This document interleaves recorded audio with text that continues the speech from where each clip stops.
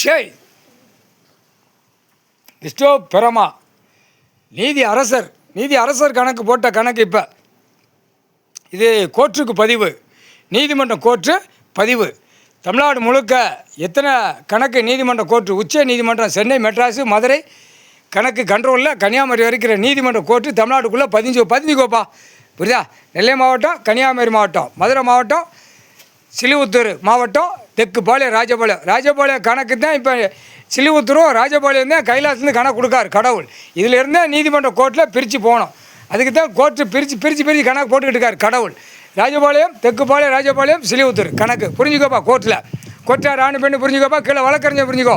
எல்லாமே கணக்கு ஒண்டிச்சிருவார். இப்போ எல்லாம் கலாண்டவன் கொள்ளையடிச்சவனை பூரா இப்போ கணக்கு போட்டு முடிச்சிருவோம். அட்டா முட்டிக்க கலாண்டவனை கொள்ளையடிச்சவனை பேனா எழுத்துல தூக்கி செயலறையில் தூக்கி கொண்டு போயிடுவான். கவர்மெண்ட் வேலை ஆக்கிறவன், அரசியல்வாதி எல்லாமே தூக்கி அந்த கணக்கில் எல்லாம் பட்டியல் பாக்கியில் எல்லாம் ரூட்டை கிளியர் பண்ணி தூக்கி உள்ளே கொண்டு போயிடுவான் செயலறைக்கு. முக்கால் சேர்த்தியும் 10 செயலறைக்கு விமானப்படை கொடுத்துட்டார் கடவுள்.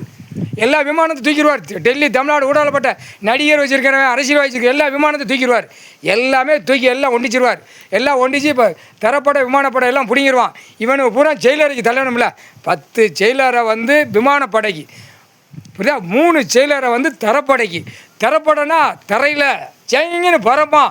சிட்டி கிராமத்தில் கிடக்கிற பருவத்தை குறுக்கெலும்பை ஒடிச்சு விட்டு தூக்கிடுவான். அதான் கணக்கு.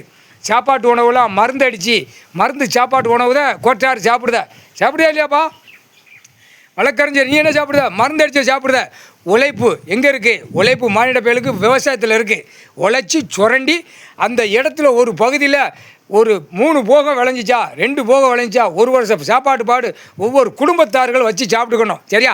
இப்படி அழிக்க பூமியை கொடுக்கல. நஞ்சை குஞ்சை தோட்டக்காடு, மானாமாரி காடு எல்லாம் அழிச்சிட்டான்.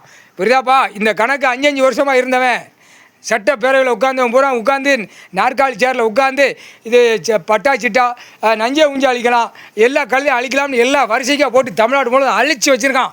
கேடுகட்ட கண்டார் வலிமனுக்கு. முக்கால் சேர்த்தியும் சென்ட்ரேஷன் கூடிருச்சா, சாப்பாட்டு உணவுக்கு வேணும். அதான் நிலப்பரப்பை சுத்தம் பண்ணி விவசாயம் பண்ணி சாப்பிட்டுக்கோன்னு கடவுள் கொடுத்துருக்காரு. என்னடா பண்ணியிருக்கியா? சென்ட்ரேஷன் கூட விவசாயத்தை அழிச்சு வாரான். அப்போ கணக்கு பிடிக்கணும்ல. கோர்ட்டு, இராணுவ நீதிமன்ற கோர்ட்டு, இராணுவ தளபதியார் கணக்கு கைலாசத்தில் போட்டார். இது வானரப்படை, தரப்படை, விமானப்படை எல்லாம் ஒண்டிச்சு எல்லாம் கணக்கை பதிவு பண்ணிக்கோப்பா. அடுத்து நீதிமன்ற கோர்ட்டில் எல்லாமே பக்காவாக பதிஞ்சுக்கோங்கப்பா. அட்டா முடிக்க இந்த கணக்கு போட்ட கணக்கை பிரட்டி எடுத்து தான் பார்ப்பான். அப்போ தான் திரை லோகத்தில் கைலாசத்தில் விட்ட கணக்கை எடுத்து பார்ப்பான். இப்போதைக்கு மண்டையில் ஏற்ற விட மாட்டார் கடவுள். எதுவுமே ஏற்ற விட மாட்டார். கணக்கு போட்டு ஏற்றி வச்சுருக்கேன்டா அப்படி மாதிரி அந்த நேரத்தில். அப்போ தான் தரப்படை, விமானப்படை தோண்டி எடுக்கல ஆட்டா முடிக்க எங்கே போகணுமோ அங்கே போயிடுவான். அதுதான் கணக்கு. முக்கால் சத்தியம் புரிஞ்சுக்கோப்பா. கோர்ட்டில் பதிவு பண்ணிக்கோப்பா.